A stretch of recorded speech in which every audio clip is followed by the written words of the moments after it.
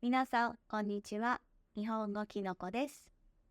今日は皆さんが多分とてもよく聞く言葉、この言葉についてお話ししようと思います。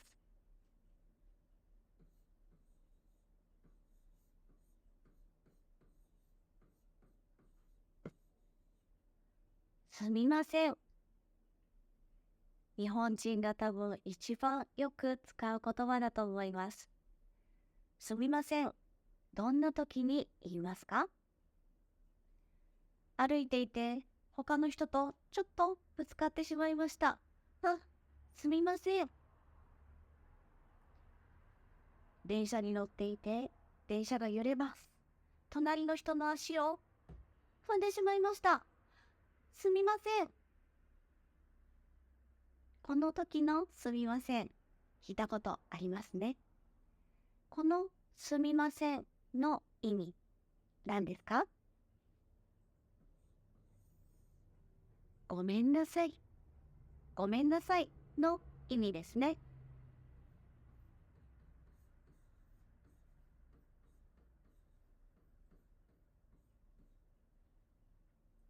でも、これ以外にも日本人はすみませんという言葉を使います。例えば、知り合いの人が旅行に行きました。お土産を私にくれます。すみません。私にもお土産、すみません。と言います。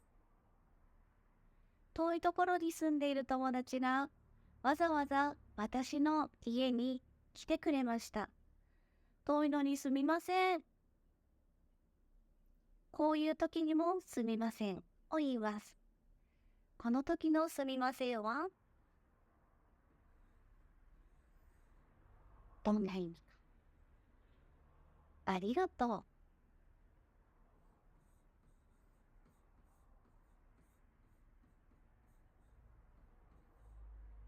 りがとうという気持ちを伝えるためのすみませんです。どうしてありがとうなのにすみませんなのか。友達が旅行に行った。旅行に行ったところで私のことを考えてくれた。旅行に行った楽しい時間の中で私のことを考えてくれてごめんなさい。とか、あなたの大事な時間を私のために使って遠くから私のところに来てくれた。あなたの大事な時間、私のために使ってくれてごめんなさい。ありがとう。だけどごめんなさいの意味も入っている。そういう言葉、そういう気持ちを伝えるのがすみませんという言葉です。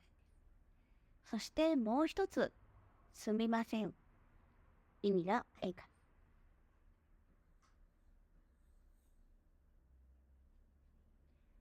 お店に行きました。買いたいものがあります。でもお店の人がいません。すみません。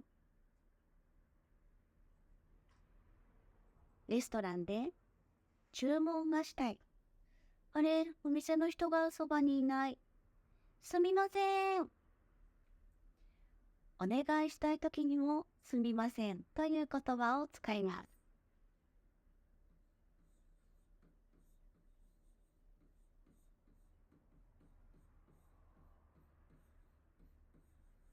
お願いします。で、このお願いしますの時にも、お店の人は違うことをしている。でも、それをやめて私のところに来てください。それをやめる。ごめんなさい。でも、来てください。お願いします。という気持ちを伝えます。すみません。一番大きい意味はごめんなさい。でも、ごめんなさい。でも、ありがとう。ごめんなさい。でも、お願いします。すみませんの中には、ごめんなさいの意味が入ります。でもそこにプラスしてありがとう。感謝の気持ち。プラスしてお願いします。お願いするときの気持ちを伝えることができます。で、このすみませんという言葉。これ、丁寧に話すときの言葉です。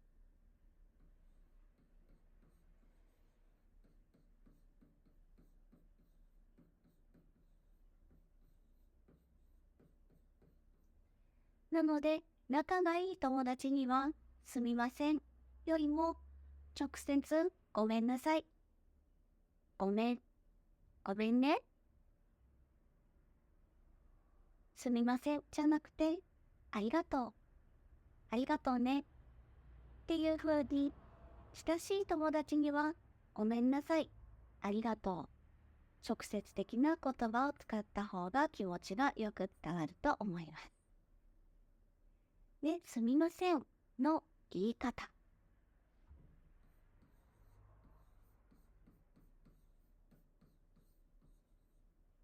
すみません。もうちょっと言いやすい言い方があります。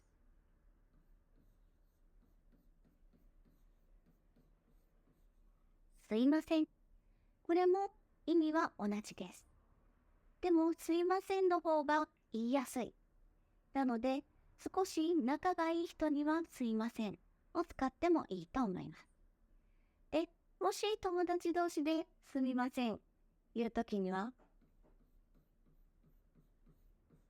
さあせん。ちょっとフランクなカジュアルな言い方になります。さあせんという言い方もあります。でも友達にはすみませんよりもごめんなさい、ありがとうと言えるといいと思います。今日はすみませんについてお話をしました。すみません、日本人って謝ってばかりだなと思っている人も多いかと思います。でも日本人がすみませんという時には、ごめんなさいだけじゃなくてありがとうとかお願いしますの意味で使っていることもあります。日本人がすみませんって言った時に、どういう時に使っているかなというのを見てみるときっと面白いと思います。では今日はここまで。ありがとうございます。